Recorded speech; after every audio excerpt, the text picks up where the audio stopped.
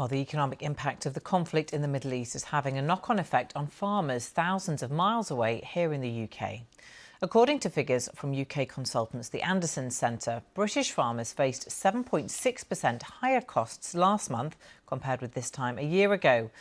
A lot of that is driven by a surge in diesel and fertiliser prices. The conflict has come at the worst possible time for many farmers and growers, as our business correspondent Emma Simpson reports.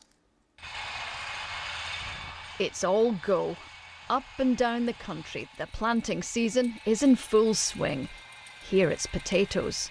Worcestershire is a long way from the Middle East conflict, but farmers like Ben Savage are feeling it. I bet this takes a bit of filling up, Ben. It certainly does. His bill for red diesel has nearly doubled. With all of our tractors, we're using somewhere in the region of 2,000 to 2,500 litres a day. A ceasefire is good news, but his profit margin has already been eroded. All of this kicked off just before we started planting, and it wasn't forecast into any of our budgets. Meet the man who's buying fuel on behalf of 3,500 farmers across the UK. Genuinely never known anything like it. He doesn't expect prices to return to normal anytime soon.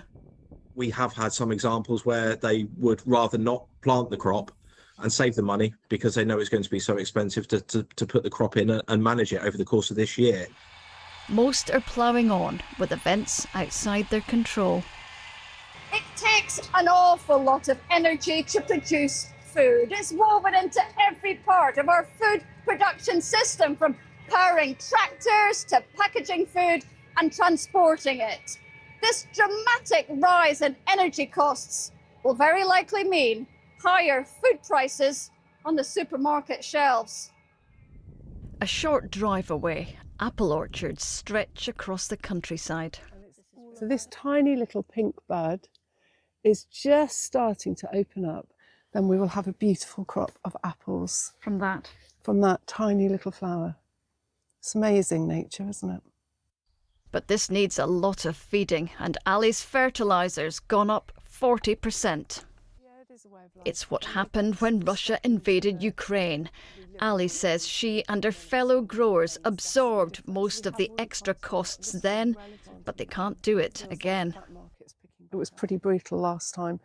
We can't afford to make a loss. We can't afford to lose our businesses. So it's really important that the costs do go through the supply chain. Sadly, even if it all ends tomorrow, the costs are built in now, they're baked in. By the time this fruit is ready to be picked, consumers may start to feel the impact. Emma Simpson, BBC News, Worcestershire.